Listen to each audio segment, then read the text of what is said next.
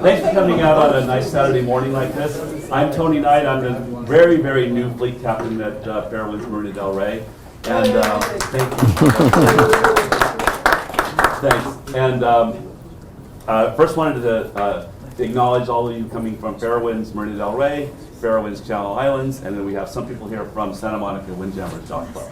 So thank you very much. All three clubs coming together. Doesn't happen very often, so we're glad that some of you decided to come from all those different places. If you're having any issues with the parking pass, Israel, who's in charge of the venue, is working out. If you're from Channel Islands, you don't have a parking pass, we'll straighten that out with you or work it out with the county. So don't worry, don't be anxious about that during the entire event. I also wanted to acknowledge our new Commodore, Mark Levine, in the back. If you have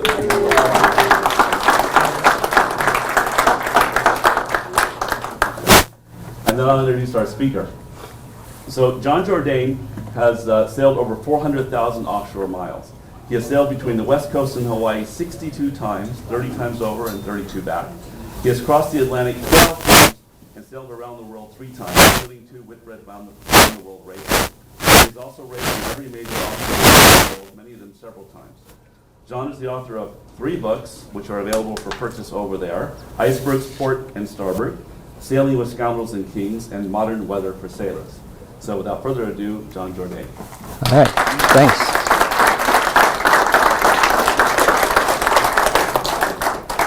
Thanks for having me. Can you hear me? Yeah. It's it. Do I need to be here with this? Oh, okay. If you can hear me. I'm just going to share stories with you about 65 years of sailing all over the world. I'm also a retired biology teacher. I went to UCLA undergrad, USC grad. Can you use the mic? Use the mic? Okay. You can walk with it. Is that all right? That's better. Okay. If that's better, then that's what we'll do. I'm a Bruin and a Trojan. And the Trojans didn't do very well last night, sorry. But I'm going to talk about all of my sailing all over the world, just lots of stories and good fun. This is where I learned to sail. I grew up in Long Beach, learned in Alamitos Bay to sail little Naples Sabbaths when I was about 10 to 12 years old. I graduated from UCLA and went in the Peace Corps, and I taught biology in Cali, Colombia, in La Universidad del Valle, en Español. Yo hablo español. I taught 2 years in the university in Spanish, biology. And then I came back and got my master's degree at USC in science education, and taught migrant farm worker children in the San Joaquin Valley in Spanish and English near Visalia. And then I was back in USC in education office, and I saw a sign on the wall, and it said, wanted biology teacher for Kamehameha Schools in Honolulu, Hawaii. I'm going, oh, Hawaii. I like to sail. I like to surf. So I sent my resume in, and they flew me over and hired me, and I taught school for 10 years at Kamehameha Schools in Honolulu, science. And then I started sailing more and more. Being a teacher, you kind of teach for 9 months, and then I got 3 months off in the summer, so I started doing Transpac races, sailing back from Hawaii, sailing to Tahiti, Polynesia, New Zealand, Australia in the summers, and I did that for 10 years. Finally, I was having more fun and making more money sailing than I was teaching, so I retired at the age of 35 and went sailing. I got my captain's license, navigation license, certification, and sailed around the world all over for 15 years as a professional captain. This is my little boat in Hawaii. It's the Columbia 26, and I really did a fun thing on that. One summer, I spent the whole summer sailing to every possible anchorage on every one of the Hawaiian islands, all of them, all the way around. It was really fun. It was a neat little boat, Columbia 26. Then I started racing. This was an Erickson 39 called Libelia. Started racing. That's Diamond Head in the background and Cocoa Head. Did a lot of racing on boats in Hawaii. Started doing the Clipper Cups and Kenwood Cups and Transpacs. And this was the owner of Libalia loved to fish. He was a local Hawaiian guy, and this is actually a race. We are racing from Lahaina, Maui to Honolulu, North Shore, Molokai. We caught this fish during the race. So, more important than the race, so we had to stop and pull it in. Then I got hooked up with the guy on the right there. That's George Bodley. He had it was a Choili 36 something. And I'm on the left. That's when I had the pirate look, which is now coming back in again if you look at all the baseball players. But we left, the four of us left Honolulu and sailed to Tahiti. We actually sailed to Tuamotus, Tahiti, Huahine, Raitea, Bora Bora, and then back to Honolulu. This is our boat, us leaving in the night in Honolulu. This is how we navigated. There was no GPS, there was no Loran. We had a sextant and a compass, that's all we had, and paper charts. And I knew the stars, and I still do. I still do celestial navigation once in a while just to keep it sort of dying art. This is us after 3 weeks from Hawaii. We're coming into the Tuamotus, which is just north of Tahiti, and we're sailing by this little island, Mataiva, and this guy comes out and he starts waving at us, come on in, come on in. So we did. We went in and they took us in, and he spoke a little bit of English, but most of them just spoke Tahitian and French. And so they took us in, they got us into the atoll, and then we spent a couple days there. It was just really fun, a tiny little island. This was the biggest thing on the island, this old ship that got up there on a hurricane. They showed us that. These are the boys. They said, we're going to have dinner, so they sent them out to find a couple wild chickens, and they brought them back, and they made dinner. And then we had a party, and the guy on the right there with the white shirt and tie, he's the island chief. And so we're all just having a good time, and we brought in, we were only about 2 days from Papeete, Tahiti, so we brought in all our stuff on a boat that we didn't need, and all of our booze, and they took all the booze, and it was like gin and vodka and Kahlua and whiskey, and they put it all in a big tub, all of it. And then they put in Coke and 7-Up, mixed it all up, and that was our punch for the dinner. Everybody got pretty drunk, so it was fun. And this is they're playing music and dancing, and we just had a really nice time. Wonderful, friendly people.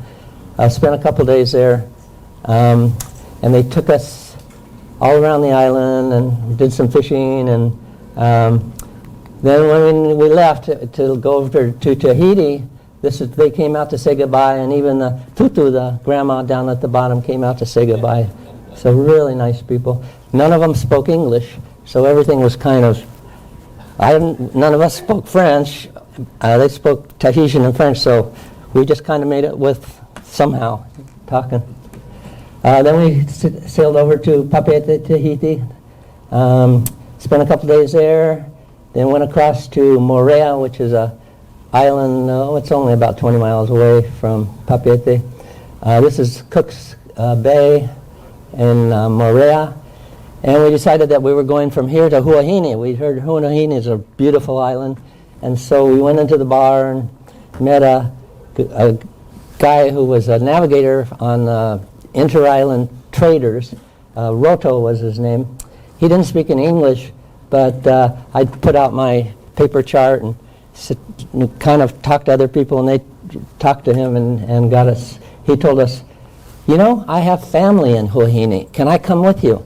So Roto got on the boat with us, and he said, all I want is give me some rum and let me bring my friend Billy Bala, and he will play the ukulele and dance. So we went. It was like 2 days getting over there. He's dancing and drinking rum all the way across, and he turned out to be the perfect navigator. So all you need is, he knew 3 phrases in English, and one was, no problem, Captain. Big problem, Captain. And bullshit, shut up. Perfect, that's all you need. So this is Huahine, just beautiful. We spent time there and then went over right there on Bora Bora and then headed back up to Honolulu. And then I started racing lots of Transpacks. I've done 20 Transpacks. I've done 5 Pacific Cups. I've done 3 Victorian Maui races. This was outrageous. It was a Wiley 50, and we did pretty well. We didn't win, but we had a good time. And it was out of Washington, Bremerton, Washington, and had good fun. I did 3 Transpacks on Ragtime, which is one of my favorite. It is my favorite boat on earth. 63-foot wooden boat built of Brunswick plywood, and then with some stuff on the outside. Absolutely beautiful, and built in 1963, and is still racing. The latest owner just died, and his wife has the boat right now in Dencho in Long Beach. They're redoing the whole thing because the husband died, and she's gonna race it to Hawaii Transpac. I did 3 crossings, 3 back on it. I also did the Sydney to Hobart race on it, and we won our class. Then we see beautiful sunsets all the time out there. That's one of my favorite things. This is that's going to Hawaii. This is a Santa Cruz 70 called Silver Bullet in 1993. This is us crossing the finish line off Diamond Head. We were first to finish, first in class, first overall, corrected. We won the whole thing. That's only happened a couple times in 100 years. So we got into the marina, took down our sails, and we found a broom and took it to the top of the mast. Clean sweep. This is us when that's the trophy if you're first boat to Hawaii and Transpac, the Barn Door Trophy, Hawaii Yacht Club, and that's our crew. This is a boat I'm racing to Cabo. I did 2 Transpacs on this boat. It's a Zephyrus. It's a Rycopu 77, just a hollow carbon tube. No stove, no refrigeration, no pretty much anything. It's just a hollow racing tube, really fast. It's great to race over on, but I brought it back both times, and you don't have an autopilot, and you don't have any refrigeration. So we had to catch a lot of fish. This is 2017 Transpac Mr. Bill. This was a fun boat. I did 2017, 2019 on Mr. Bill. It was originally called Vicky, and it was owned by Vicki Lawrence, the actress in Long Beach. And it was a really nice boat and really fun, good people. That's finish line, Diamond Head. Good to see there's some breeze there. This is Medicine Man. I did 6 Transpacs on Medicine Man and 6 Transpacs back. It's an Andrews 63. And this, see if we can make this thing work. Okay. That is Alan Andrews, the designer right there, and that's Keith Ives. He's won several Cal 20 World Championships. It's a really good crew, good people. And I did 6 crossings and 6 returns. The crew all race over, but I do both. I go over and back. That's how come I've done so many crossings, and I get paid for it, so I'm a yacht delivery skipper. In fact, Alan helped me in August bring a boat back from Kaneohe Bay in Honolulu. Really nice Beneteau First 40, and he was a great sailor. He can sail with me anytime. This is Medicine Man finishing. That's off Kahala, Black Point, coming into the Diamond Head. Then this is going into, once you cross the finish line, drop your sails, you go into Aloha Yacht Harbor, and this is Hawaii Yacht Club. I've been a member of Hawaii Yacht Club now for 50 years. This is my 50th year as a member, and I go get over there a couple times a year and just go see friends and go sailing. So then, of course, you have to have a few drinks after you get in, because there's no alcohol on the boat when we're racing, but we make up for it when we get in. So this is at Outrigger Canoe Club, actually. Then the next day, whoops. You got to get everybody aboard with their hangovers, and you got to take up all the sails, dry them out, pack them up, and get the boat clean because I'm bringing it back. They all fly home, and then I have another crew that comes in and helps them bring the boat back. This is leaving Hawaii, coming back from Hawaii. That's Waikiki and Diamond Head on the right. You can see there's just, I usually come back with just 3 or 4. We came back with 3 and it was fine. Oh, that was from Mexico. I came up with 3, but 4 is better. Because if you have autopilot, that's worth 2 crew. This is Blondie, Santa Cruz 70 that I raced several Transpecs on, and you can see the fuel down on the left-hand side there. That's you got to power. You're going into the wind back. Coming down is real fun. Spinnakers are going flying, surfing down. Going back, the wind's against you, the waves are against you, so we have to go due north, almost all up to Oregon, and then cross over the high and then down. And that's what we did. We went over the high, coming back in August. We catch a lot of fish. This is an albacore. I have really good lures. I have a guy in Honolulu. That's what he does. He's a Japanese guy, fisherman, who makes lures and catch things all the time. We did get mahi-mahi, didn't we? We got a nice mahi-mahi. Cooked up some chicken taco, or mahi-mahi tacos. I like to have women aboard. Sometimes I get a haircut on the way back. Sometimes I get a massage, so it's good fun. And I do like women aboard simply because they civilize the boat. The guys can get a little nasty. Okay, this is where I stop every time I come back. It's up in the north, the Pacific High. The wind dies, it gets calm, and we go swimming, take down our sails, go swimming, because it's 1,000 miles from land, 1,000 miles from Hawaii, 1,000 miles from San Francisco, 1,000 miles from Alaska, and it is the only place on Earth that is that far from land. All the other seas have islands. Yes? Question? Oh, you're waving. Yeah, so all the other seas have islands all over them. There's no islands between Alaska, Hawaii, and San Francisco, so it's 1,000 miles out there. And so we all go swimming, and then I say, all right, if anyone can go down and bring up some sand, you get the big prize. It's 12,000 feet deep. These are the Japanese glass balls that are out there. The Japanese used to actually blow glass balls in the old days. Some of them are 100 years or more older, and they're covered with barnacles and stuff. Now it's all plastic out there. You rarely see these. You see the plastic.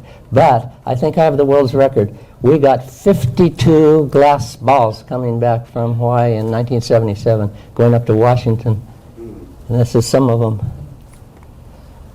This is another problem out there. There's garbage, there's nets. And people say, oh, there's all the plastic up there, off of in the gyre.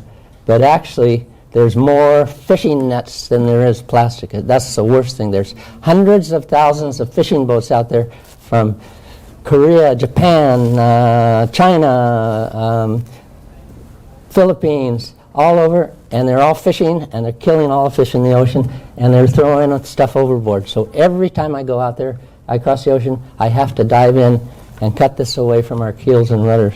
Every time. Look at this. This was wrapped around the keel, and I had to go down and cut it away. Yes? Explain the glass balls. What's the glass balls? The glass balls they needed to hold their nets up, the Japanese, and they didn't have anything that floated except for a hollow glass ball. So they actually made them out of glass, blew them, and then put the webbing all around them, and then they hooked them onto their nets, and that was how they did all their fishing nets. And there are still some out there. I think I saw one coming back this time from Hawaii. You'll see them once in a while. Some of them are 100, 150 years old. You look at them, they actually have Japanese writing on them, and it says when they were built and stuff. I think I have about 20 of them in Hawaii. The Vic Maui race is another fun race that starts in Victoria, Canada, and races to Lahaina, Maui. It's a completely different race because you're not going down as far as you do in the really strong trades. So sometimes you go, and it's a little bit farther, but it's really fun.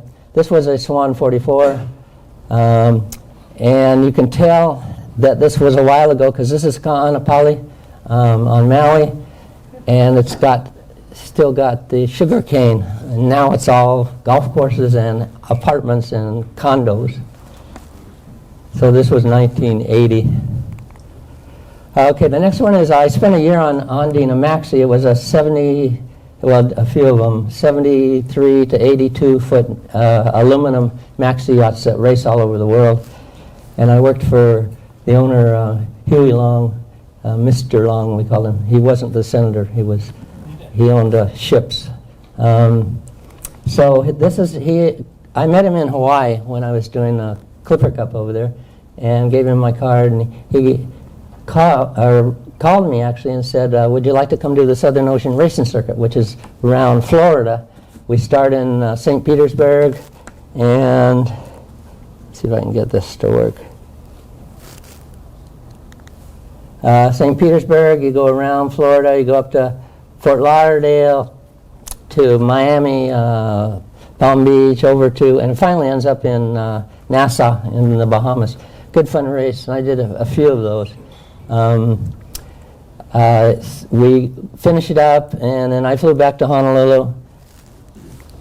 And then I got a call from Mr. Long saying, we're sending Andine down to Buenos Aires, and we're doing the Buenos Aires to Rio de Janeiro race. Would you like to join us? So I said, sure. He sent me a ticket.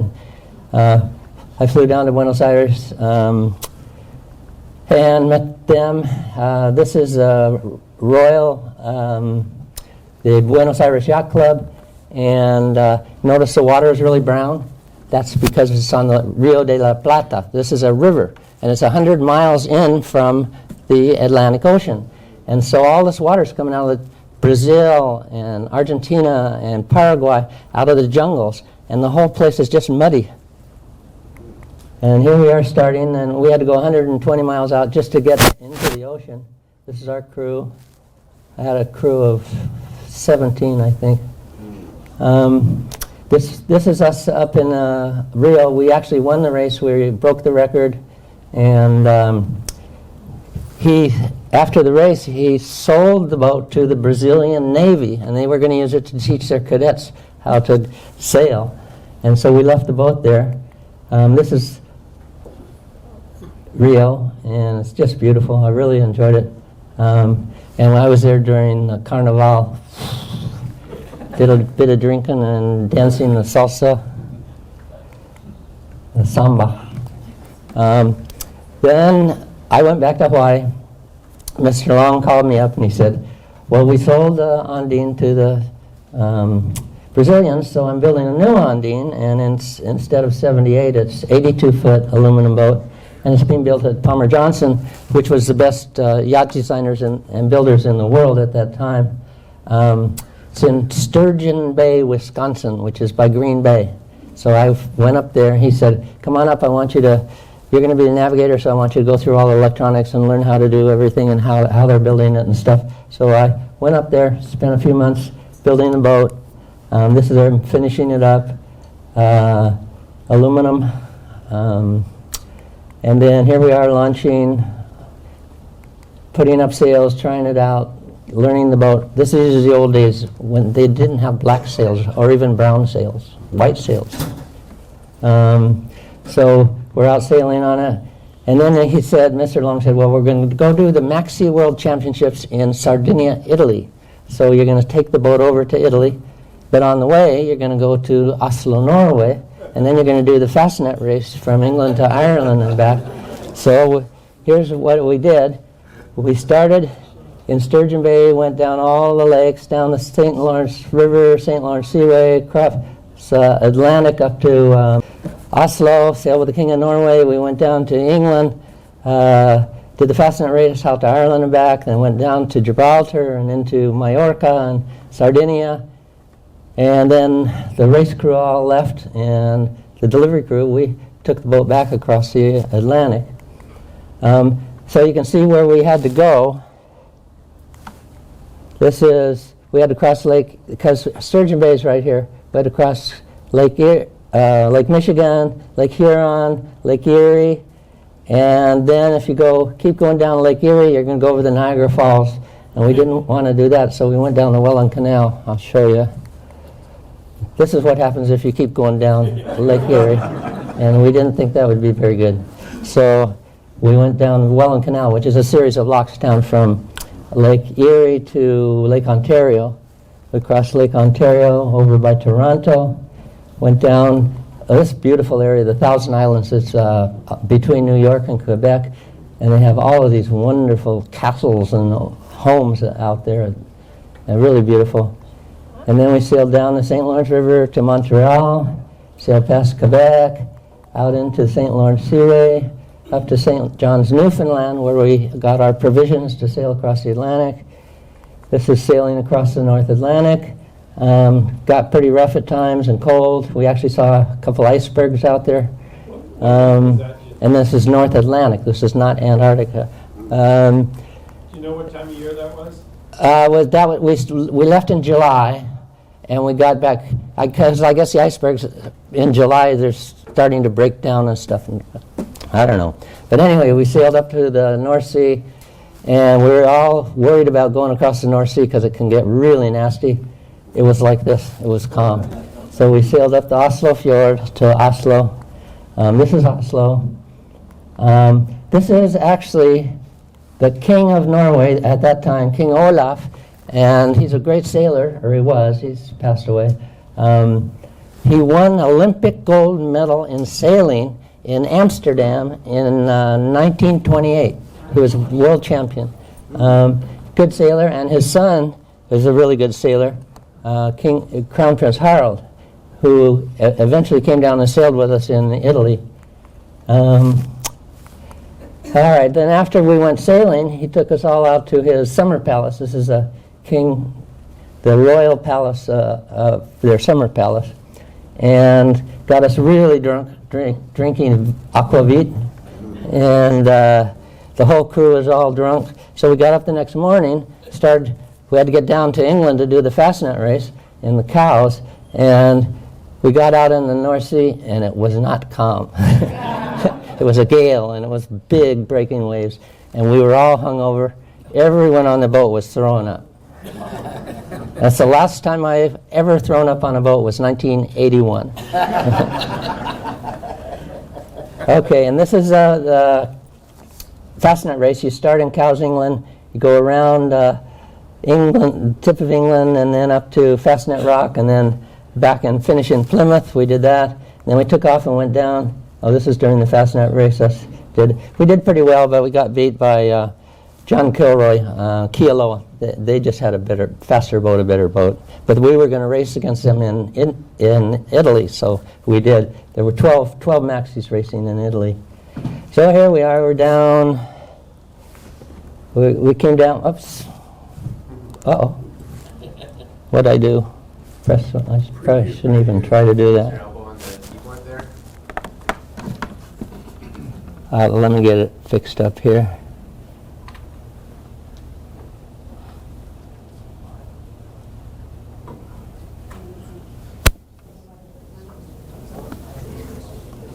Okay.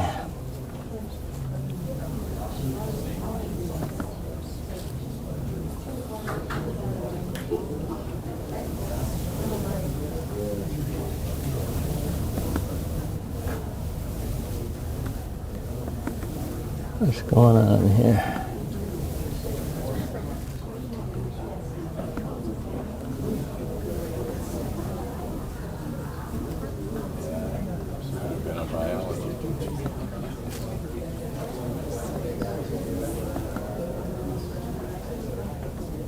Slideshow, that's what I want.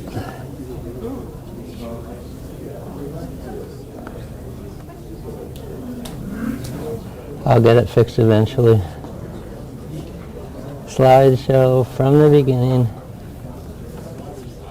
All right, now we're going to go down to where we were.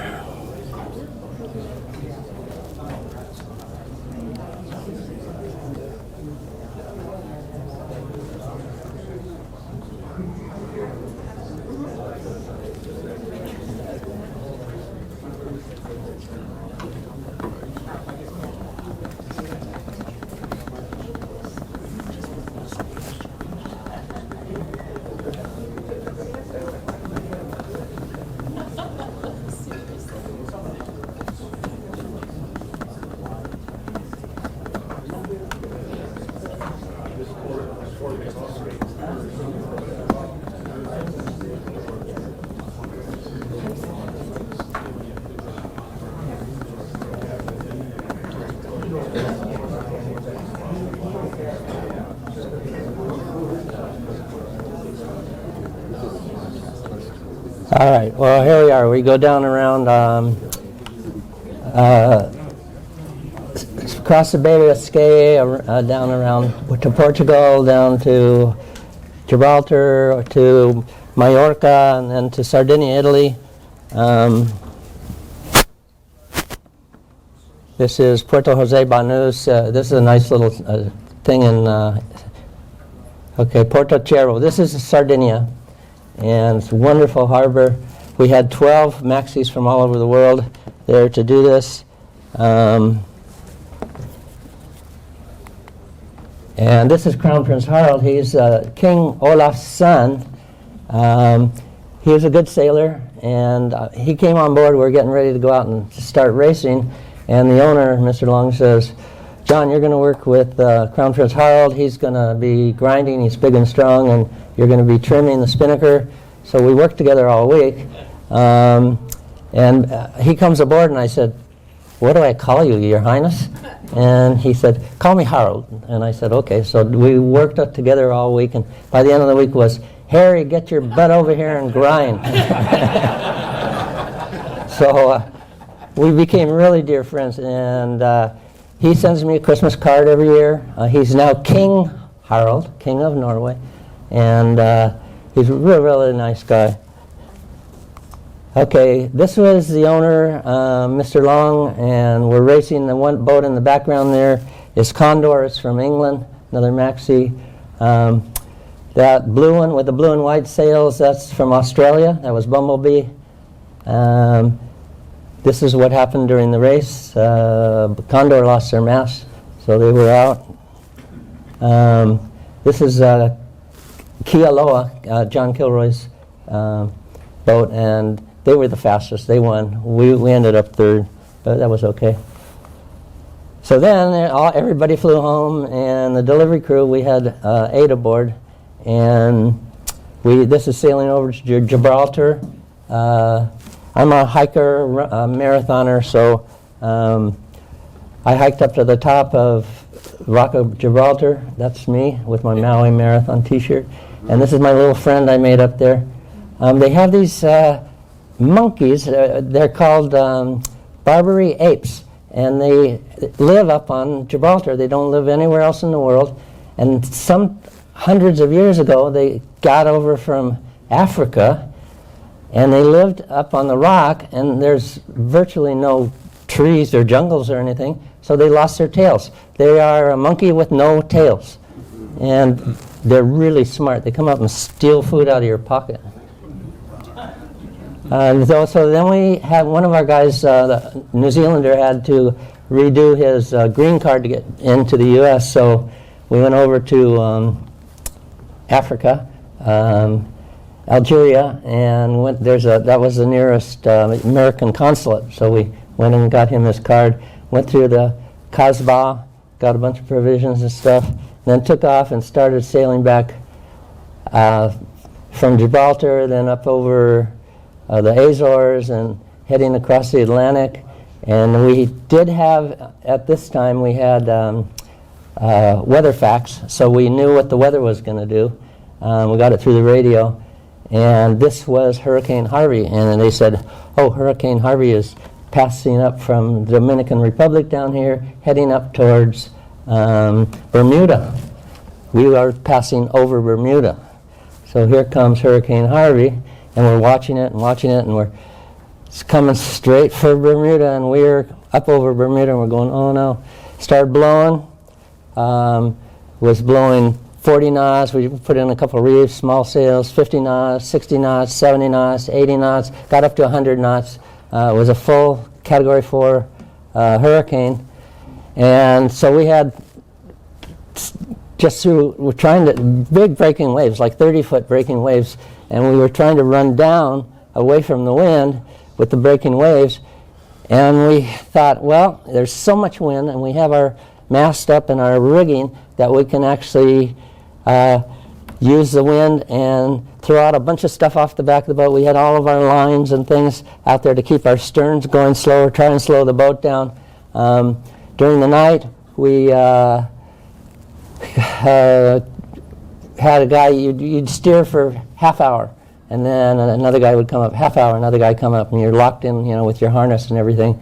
And during the middle of the night, here we are, it's just starting to build here, approaching hurricane. During the middle of the night, we got beam on to a breaking wave and rolled over and broke our mast. So here we are halfway across the Atlantic with a mast broken at the top. So there's a thing people don't think about. If something, you need to go up the mast and do something, you get in a bosun chair and you get ground up to the top of the mast. We have no halyards. So what are you going to do? You can't go up the mast. So luckily we had a monkey, a bow monkey, who could shimmy his way up.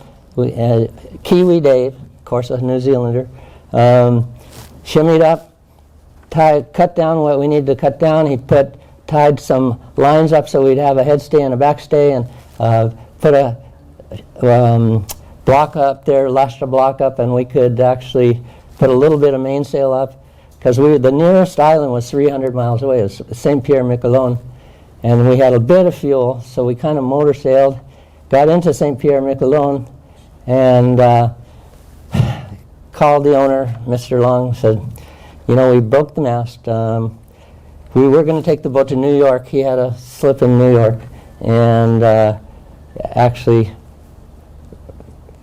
right where his office was, Southport Seaport, and we said, what do you want us to do? Bring the boat to New York and haul it out? He said, no, it's got to go back to Sturgeon Bay, Wisconsin.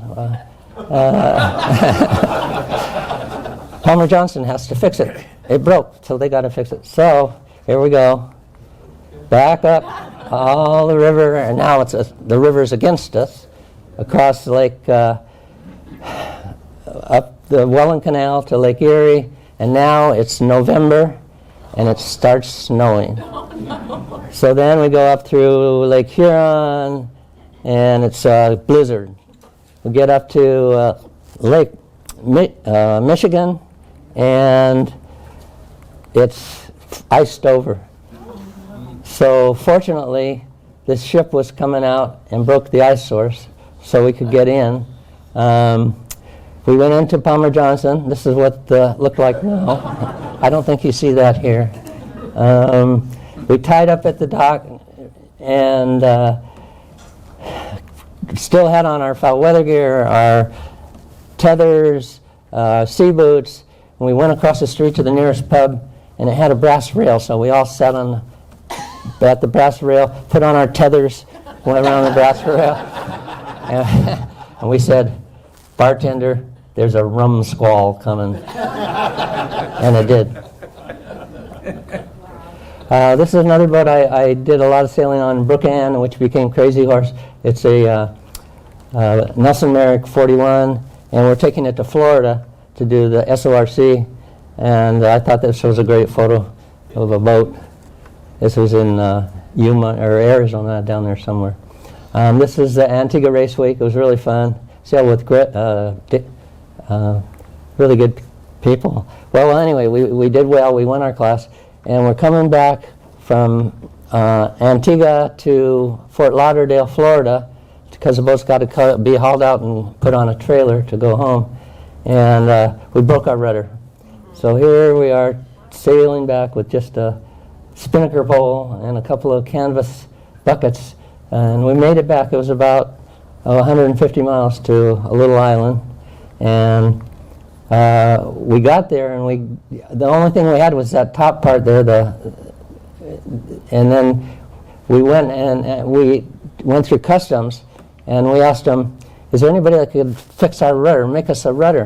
They said, oh sure, go down to the Domino Club, so-and-so he's our auto guy, and he builds stuff for cars. He can make you a rudder. So we went down, and he got a pipe and put it on there, and built this thing, cut that rudder off of, it was a panel truck with stuff on it, and he welded it all together. And we got it in, took it back to the boat, got it in, and actually made it safely over to Fort Lauderdale, Florida.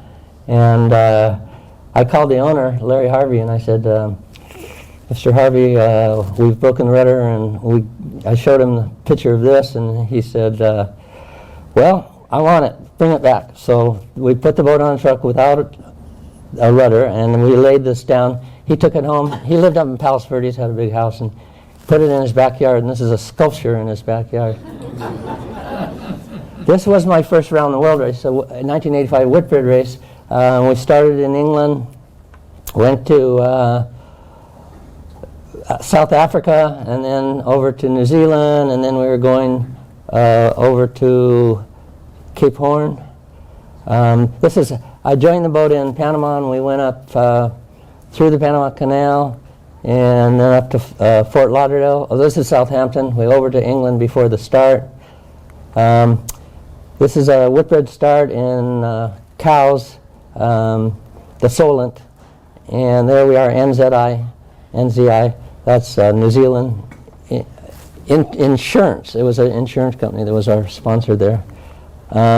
This is the boat. It was an 80-foot Bruce Farr fractional rig, and was really fast.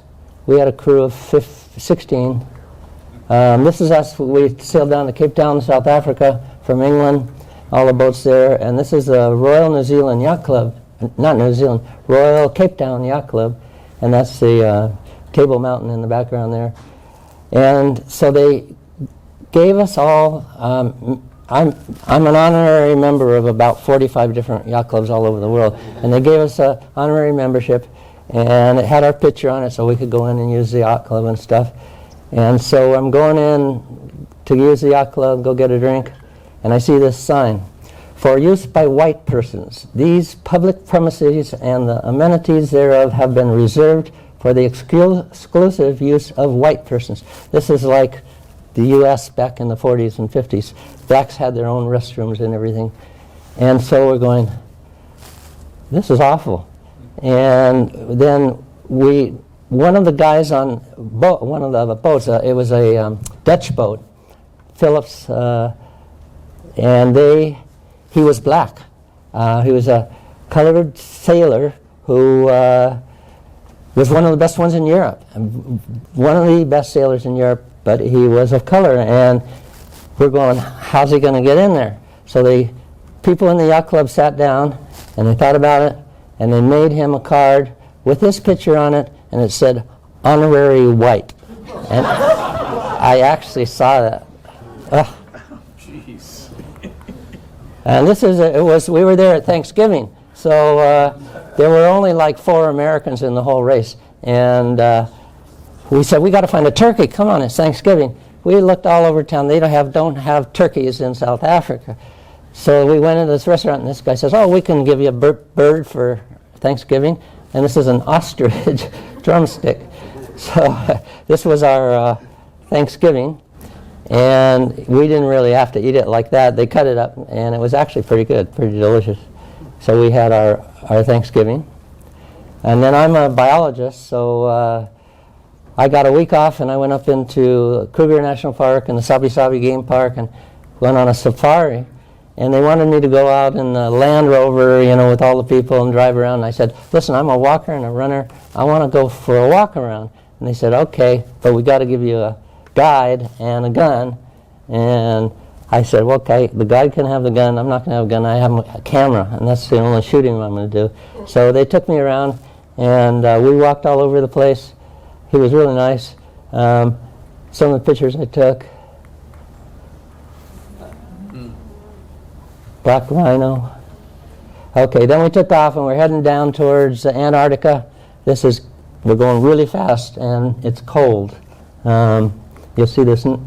This is sailing to New Zealand. We were second to finish. This was all the junk inside that boat for electronics, and they didn't have any GPS, no chart plotters.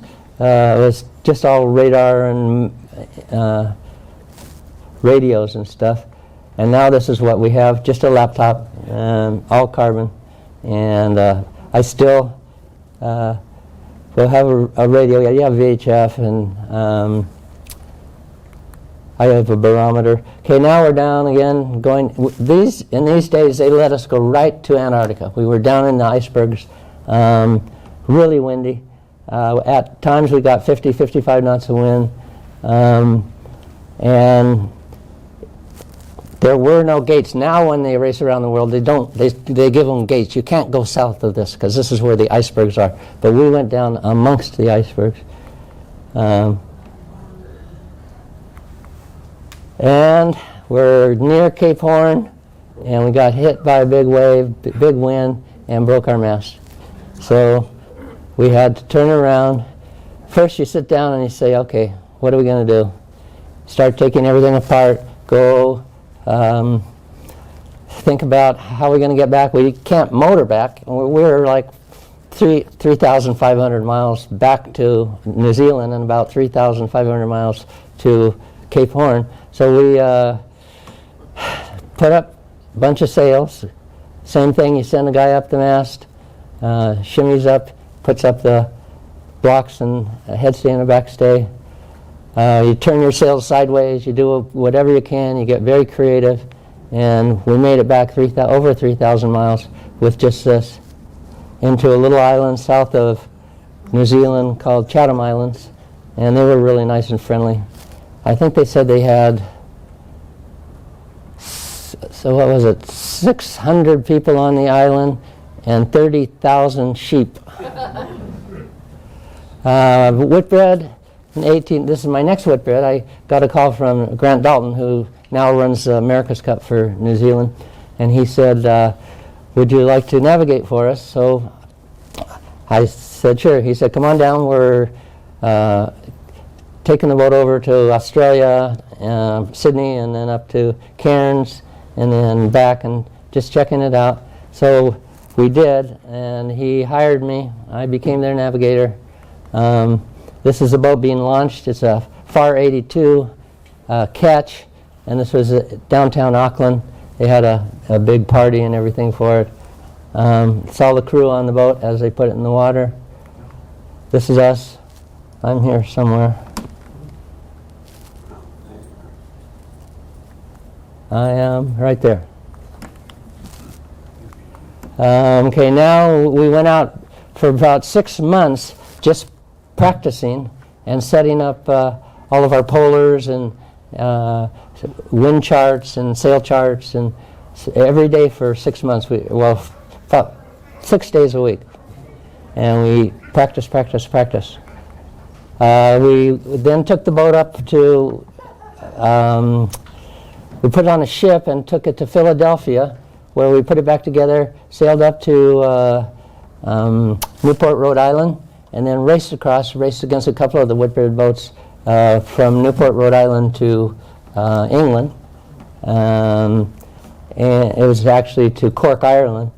And then we went over to England, and then we trained for about 4 weeks with the Royal Marines this is in Plymouth, England. We went through all of their training, their Royal Marine training, all their stuff. Really fit, the whole crew. Then we went up to, did a practice race up in Bruges, Belgium, against some of the other Whitbread boats. And that was good fun, good beer. This is the start of the Whitbread in Southampton. And you notice it's a ketch. And so it has 2 masts, and we could put up 3 different sails, 5 sails, and it had, when we had everything up, it was 10,000 square feet of sail on the boat. Our top speed was 42 knots. That's surfing down. This is made in Great Britain. Maybe you've seen the movie. This was an all-women crew in the race, and they were really good. It was Tracy and Don Riley. They did well, but they weren't in our class. They were a 50-footer, and we were on the 82-foot class. This was Fergie, the Duchess of York. She was a sponsor of the women's boat, so we all got to meet her in Australia. Or no, this was in Punta del Este, Uruguay. And then we raced over to Fremantle, Australia. and this is in Fremantle Yacht Club. It was kind of funny because we had rented a house across the street for half the crew, and half the crew were in a hotel. And we were in there like the first day, got in, and we're all in the bar having beers, and the guy comes down from the yacht club and says, is this Fisher and Paykel? And we said, yeah. And they said, a woman, elderly woman across the street says this man walked into her house and he's asleep on the couch, drunk. and he's wearing a shirt that says Fisher and Paykel. And they said, uh-oh. But then the guy says, she said, can she keep him or does she have to give him back?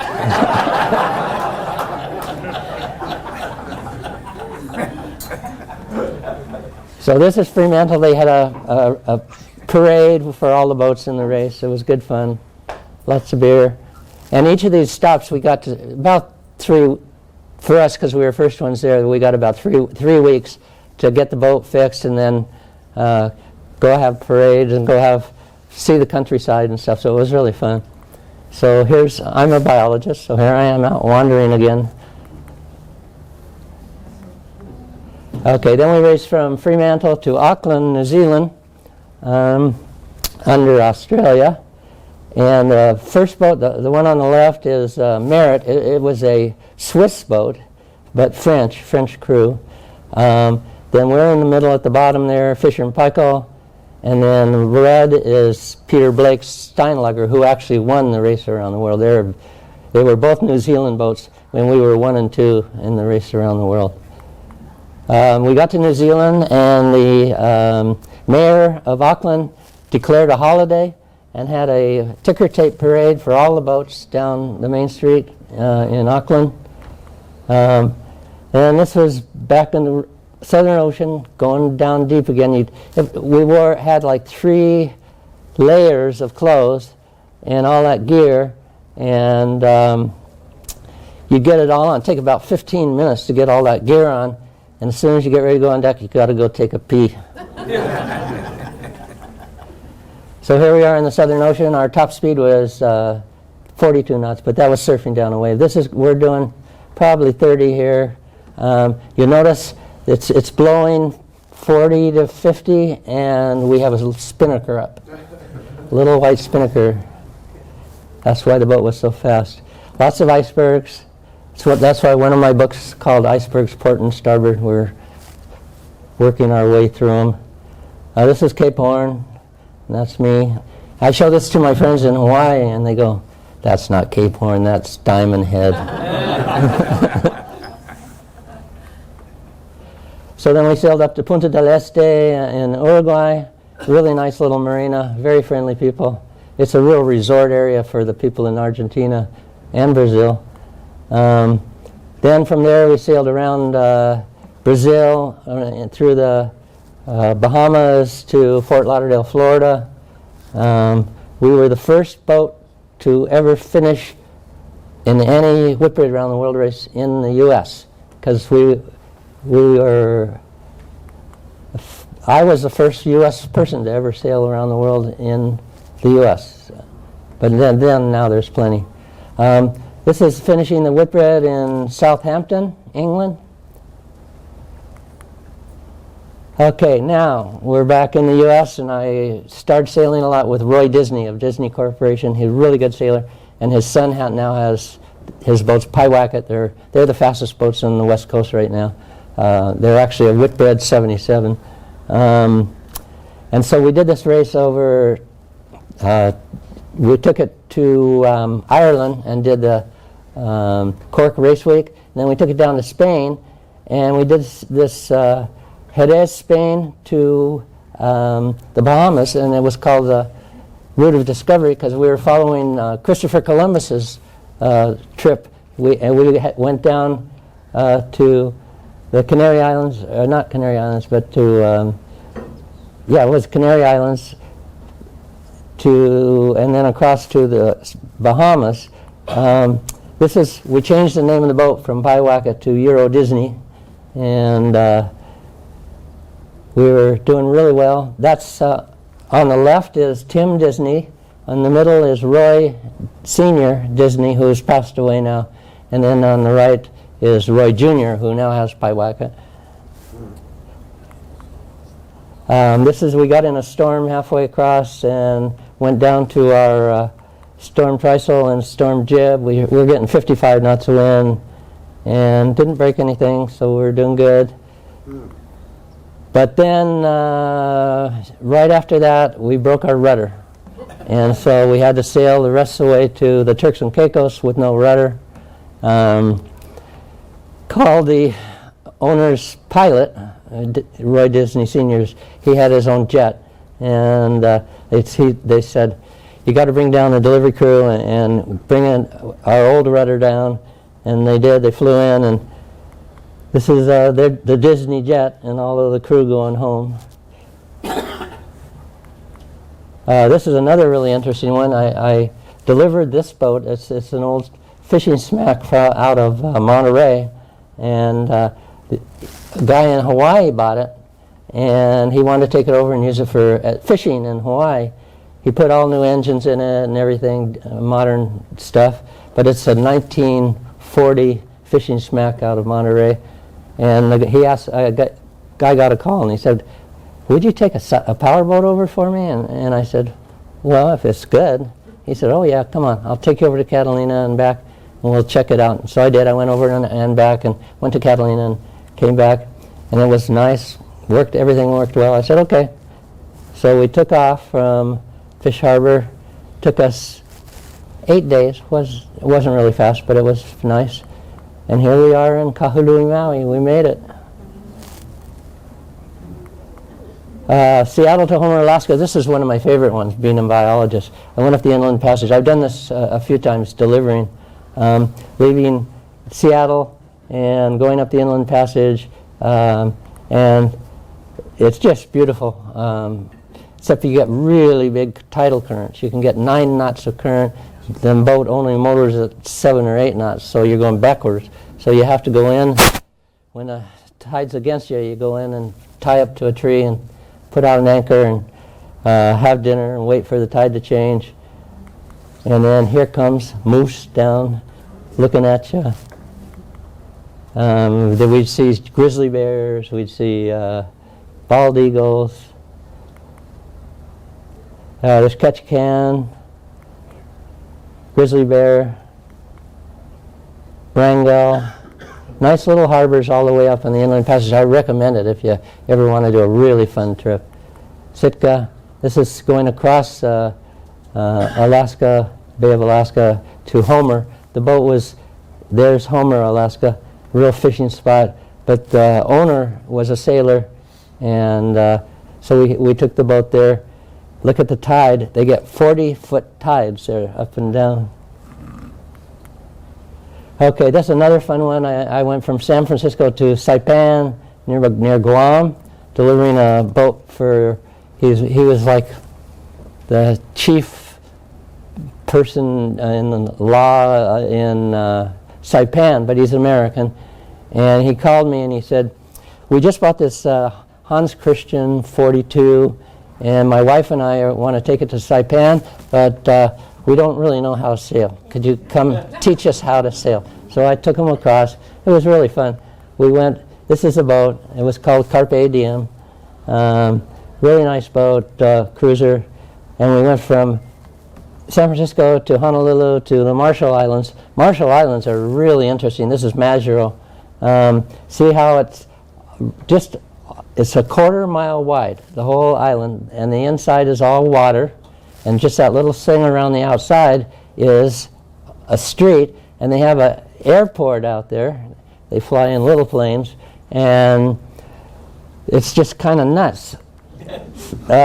Beautiful diving. We went out diving and fishing and had a great time. This is the road. This thing is only a 1/4 mile wide, and it goes 26 miles out to the airport and 26 miles back, and it's a 1/4 mile wide. So they have traffic jams. It was just crazy. Everybody buys cars and trucks, and they're just have traffic jams all day, every day. It was just nothing, crazy. Then we went from there to Ponape. Ponape is a beautiful island that's another couple thousand miles down, and we spent a few days there. Really pretty area, did a lot of nice hiking, and this is a kava ceremony, which is kind of a narcotic drink that they drink down there, and we went and did that, and I said, oh boy, I'm going to try this. Tried the kava, I just threw up. This is Saipan, where we took the boat, and you'll notice all of the marina is right next to the dock, and there's like a trench all the way down because they get typhoons. They get 200-mile-an-hour typhoons almost every year. So when the typhoon starts coming, all the boats come over, they take them out of the water, they put them in the ground, tie them down, and then leave them there until the typhoon goes through, and then they put them back in the water. It's crazy. This is also Saipan, big World War II battleground. That's me on something. Kirawan, this is a Bermuda race I've done several times. This was a wonderful old 50-footer. Philip Rhodes' first big sailboat.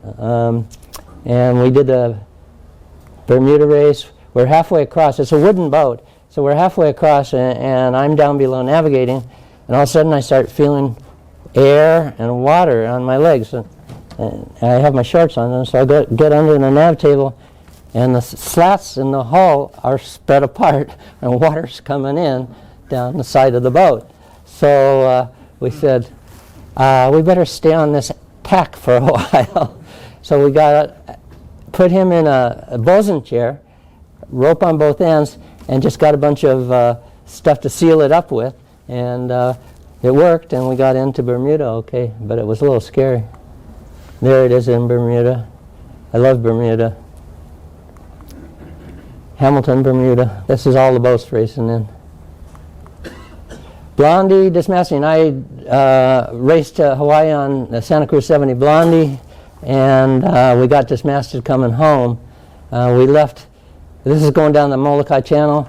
Can you see that? It says 50.54 knots, or no, 20.54 knots. So 20 knots our boat speed. Water coming over the top. That's the Molokai Channel. We got there and left, and we're coming back, and second day out, our mast broke.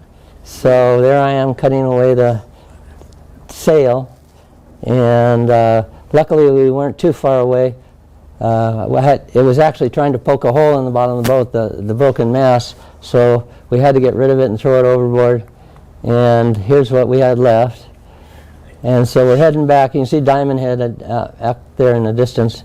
And heading back into Honolulu. Called the owner and said, what do you want us to do, put it on a ship? And we looked into that and bring it back on ship was like $120,000, and then we looked into having it put on a barge and brought back, and that was almost the same. So it said, listen, this boat has a wonderful Mercedes-Benz diesel. It's been completely rebuilt. It's in really good shape. I'm going to motor it back. So we went into the marina there and boatyard, cut the mast, put a tricolor on the top, put on some lines so we could make stays, put on 600 gallons of diesel, and halfway back I did a complete service of the engine. That's me. And here we are coming into San Pedro. That was Blondie, the power boat. Okay, then this was Ragtime, my favorite boat. I actually got married on Ragtime in Hawaii. Took it down. They did the Sydney. They did the L.A. to Tahiti yacht race, and then to Sydney, and we did the Sydney Hobart. And this is all the boats in our start. There's over 200 boats racing. These are the big boats. And to show you how big they are, there is little Ragtime 63-footer, and these are 100-footers, all of them. So we did well, we're racing. This is leaving Sydney. Put up spinnaker, and we got going down. Good wind, 20, 25 knots of wind. Spinnaker up. We're doing 17 knots plus. We're in the current, going downwind, and we were doing over 20, 21 knots all day. The night went down, and this is some of our crew, really, really good sailors. Half of them were New Zealand, and half were American. And she was the U.S. National Women's Collegiate Champion in the United States. Wonderful sailor. She was the best helmsman of all of us. This is Georgia. We're in the sun had gone down. This is a FAR 57, and the sun had gone down, and we're ahead of them. And someone said, "I think I saw a flare." So we looked back, and it had gotten dark, and there was another flare. So I went down, got on the radio, and I said, "This is ragtime. Did you have a flare?" And the woman on the other end, she was a woman navigator, and she said, "Yes, we hit something. We broke our rudder. There's a big hole in the back of the boat. We're taking on water. We can't be pumping it out, so we need help." And so we said, "All right." Our sails came down. We're motoring up. We're only 3 miles ahead of you. So we pulled back, and as we're going up, another boat was just ahead of us, Merritt, which was a Whitbread 60, and they said, "We're only a mile and a half ahead, away from them, so we're going to go there, and ragtime, you come and stand by and help us out if we need help." So we went up there, and meanwhile, I'm talking to her on the radio the whole time, and she's saying, "The water's up to my waist. The water's up to my chest. We've got the life vests on deck. I'm going on deck with the VHF handheld." And we got up there, and Merritt, which was chartered boat, all fishermen. They were commercial fishermen, were sailing this boat in the Sydney Hobart race because they all sailed and they fished and powerboated. And they got there just ahead of us, and they said, "Ragtime, stand by. There's 14 people on the boat. We might have you take half of them." And so they told Georgia, put 14 people, put 7 of them in a life raft, put on an anchor rode, let it drift down, and we will get below you and get them. So they did. It came down. They put on an anchor rode. They pulled it back up, put the other 7 in, undid the line, pulled them back to the boat, got all 14 on Merritt, and Merritt said, the boat sank. Merritt said, "We've got them. We've called the Australian Coast Guard. They're on their way out, but they're 200 miles. We're 200 miles offshore." And so they said, "We're heading in towards the coast. You go back and start racing." So we called up the race committee, and they had all of our stuff, and said, "We're going back to where we took down our sails, put up our spinnaker, and go sailing." So then we did. We took off, and got really windy. We had 50, 55 knots. It was called Storm Bay when you're going into the Derwent River. And we were down to our storm trysail and storm jib. We finally made it in. And then next day, all the crew from the Georgia flew down because they wanted to party. And we met them, and they bought us all drinks, and it was really fun. And they gave us all the time we spent because we documented it all with the race committee as we were doing it, and we won our class. And we drank a lot of beer. This is ragtime in Hobart, Tasmania. Beautiful place. I love Tasmania. Oh, Hobart's wonderful. This is Sarissa. It's a powerboat designed and built by George Griffith, who invented, designed, and built the first Cal 40s. All the Cal 40s were done by George Griffith. This was his boat, and it was in Long Beach, called Sarissa. It's a 45-foot powerboat with 2 big engines in it. And he passed away in Catalina, actually, on Thanksgiving with his family, had a heart attack and died. No better place he'd rather be. But anyway, his daughter lives up in Tiburon in San Francisco, And she called me and she said, John, can you deliver my dad's boat up for me? And it's 400 miles from Long Beach to Tiburon. I said, sure. So we loaded up with fuel, and I got 3 of us as crew, but it was blowing really strong down the coast. So I said, we got to just wait for a window. And then a couple days later, a front came through, southerly winds, pretty calm. We took off and went up to Santa Barbara, doing 24 knots. Got in, got fuel, went out to Point Conception. It was calm. I'm going, whoa. So we took off and went around Point Conception, and it was really sunny all the way up there, and then boom, fog. It was no wind, it was calm, but couldn't even see the bow of the boat. It was that foggy. And I said, look, we've got this weather, we don't want to lose this, so we're going to just go.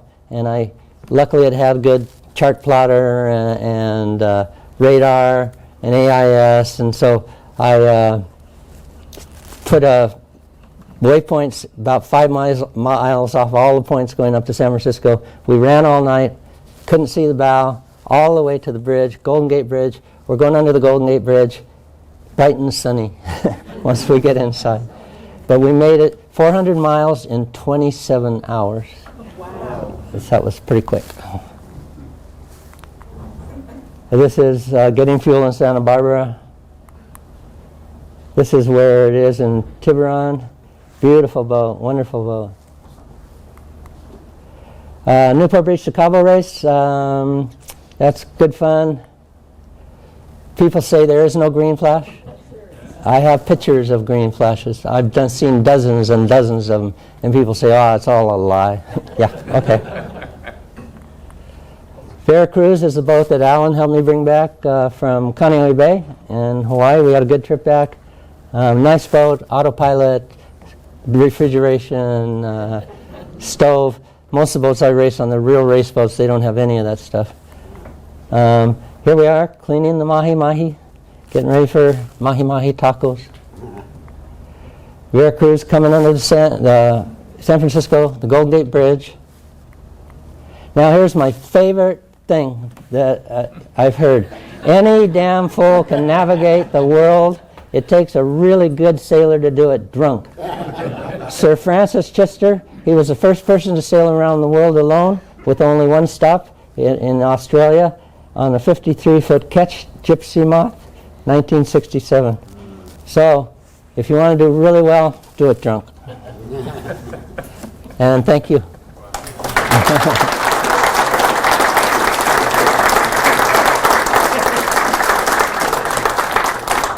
If there's any questions, I'd be glad to answer. Yeah. You showed a picture of a sailboat that was about to get into the water, and it was a big boat, and it had a small keel. How does that keep you from going over totally? Because they have at the bottom of that keel is a big lead torpedo, and that keeps it upright. All the boats now have lead torpedoes. So they're all small like that? It's just a plate with a torpedo on the bottom. That's what all the new boats are, yeah. Yes? Did you feel there was a huge difference in comfort on the Hans Christian versus what you were used to? Or just a small difference? Big difference. When you're racing, it's not fun. It's 24 hours a day. On the return is fun. Yeah, for me it's just fun.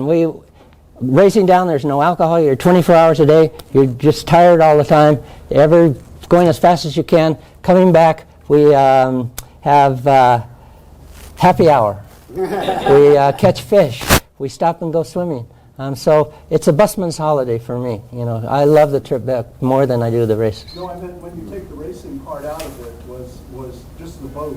Was there just a small difference in the comfort of the Hans Christian versus returning? Oh, yeah, big difference. Yeah, it's like the one we brought back. The Beneteau First 40 is a very nice, comfortable racer cruiser, but the one I'm racing on to Cabo in March is just a hollow carbon tube.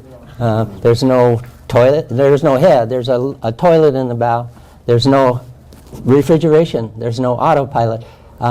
It's just this hollow carbon with bunks, and that's it. Yeah. Have you ever had conditions where you heave to and simply stop sailing, hunker down, and wait? I do it. I do that a lot. We actually did it coming back from Hawaii, but you don't do it when you're racing. No. What are those conditions like when you decide to? We were getting 35 knots of wind and big seas, so we just hove to. And then, we had a roller furling jib. We rolled it up. We just put 2 reefs in the main and just went really slow. And that's what you do. Especially coming back, you got to be really careful because there's not very many people aboard, and you're not in a hurry. That's the whole thing. Get the crew back safe. Get the boat back safe. Yeah.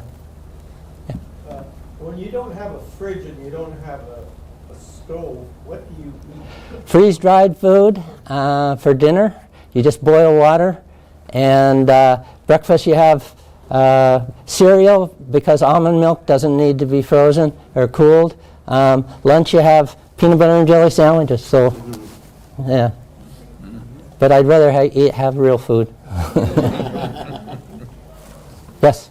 Can you talk a little bit about the operation, like daily operation of a maxi? Like how many crew there are? We had 17 crew, Okay. and I'm usually 13 to 17, and I'm the odd because you have 2 watches. Half of them are sailing for 4 to 6 hours, half are sleeping, and then I don't get any. I'm on 24 hours a day because I'm the navigator, and I sleep when I can, and so they'll come down and shake me up and they'll go, the wind just changed. Do we need to change spinnakers? Do we need to change course? And so, you're just going 24 hours a day and doing the best you can. I can sleep anywhere. So that crew, like that 17, do you have extras? Yeah. Like who's paid, who's not? Like is that a full-time job? We were all paid around the world. Yeah. I get paid pretty much for all my sailing. Yeah. How often do you do the weather updates on the weather facts? Well, now there's no weather facts. Now it's all satellites and.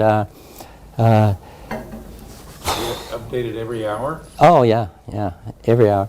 And whenever you have a watch change, they wake me up and we sit down and look at the weather and talk about what's going on, and they tell me what's going on up there. And yeah, so they call me. Yeah. Have you experienced any piracy or other criminal Kind of. I was delivering a powerboat from Fort Lauderdale, Florida to. We went all the way over to Curacao, and it was delivering. The guy had bought it. We stopped in one of the little islands in the Bahamas, pulled in to get fuel, and this big black Cadillac comes down, ties up next to the fuel dock. Guy gets out and he goes, "Are you here for a pickup?" I go, "No." And he said, "We can fill this up.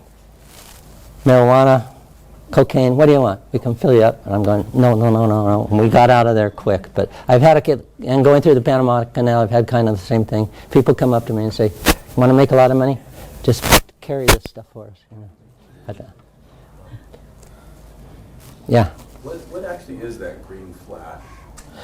It's actually the water. It pretty much only works when you have a really clear horizon, and it's once the sun goes down, it passes through the top layers of the water, and that changes the rainbow in the water. Yeah, but it's green, so I don't know. Yeah. Did you have any issues coming from Sturgeon Bay out to the Atlantic with clearance? With what? Did you have to? Were you able to leave your masts up? Oh yeah. Because in Sturgeon Bay they had the bridges. They open up. St. Lawrence. St. Lawrence, there was no bridges at all. No, all the way down. Yes. What was your latest long distance sailing trip, and from where to where? What is what? latest long distance? When was your latest? That's so hard to say because I've been so many places. People say, "What's your favorite place?" And for me, I say it's not really my favorite place. They're so good.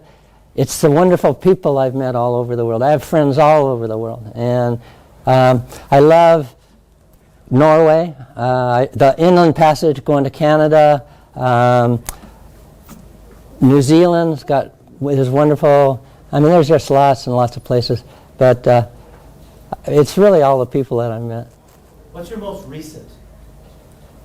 With him back from Hawaii? Well, actually, been over to Catalina a couple times. Does that count? No, we bought boat back from Kaneohe Bay to here. That was in August.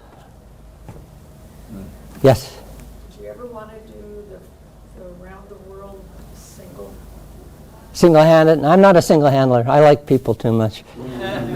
Yeah, yeah. Do you have any Bay of Biscayne stories? Somewhat? Bay of Biscayne stories? Yeah, I've been through it several times, and it can get really rough. Up Finisterre, and yeah. What about, have you ever raced in old wooden boats? Yeah, in fact, I sail on Zapata too, which is a wonderful wooden ketch in San Pedro, and yeah, I sail on them. I'll sail on any boat, you know. Yeah, as long as it's not leaking.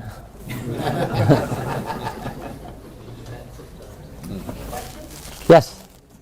In the Hurricane Harvey incident, what was the time period between when the mast was damaged and when you were able to begin repair? You generally storms come through, they're gone in 12 hours, 6 to 12 hours. Hurricanes usually are gone. Once in a while they stick, but usually they pass through 6 to 12 hours. So basically, there's nothing you can do in the middle of the night. Always happens at 2 in the morning, pitch black, and you just wait.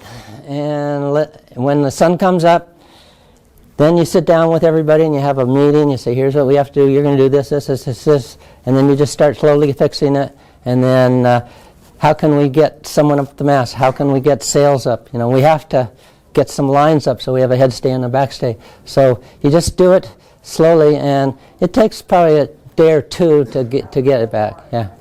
Thank you. Yeah. I noticed you didn't have any pictures of multi-hulls. I do quite a bit of sailing on multi-hulls. It's just that they're pretty much, actually I've sailed to Hawaii and back on multi-hulls, Caribbean. I don't know. I should put some in. I will. So you don't have any thoughts on it? No, everyone I've done, I've really liked the multi-hull stuff. Even to Hawaii and back from Hawaii. Nice, yeah. And I race on a gunboat 62 called Chim Chim. It's a really nice boat.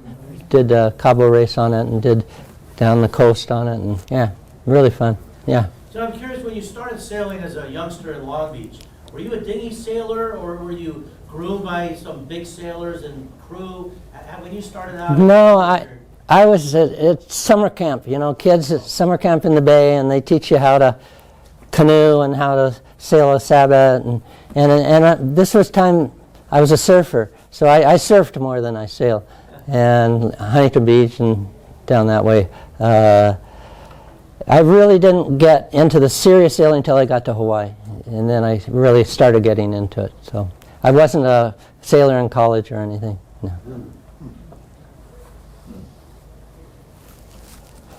Well, thank you for attending.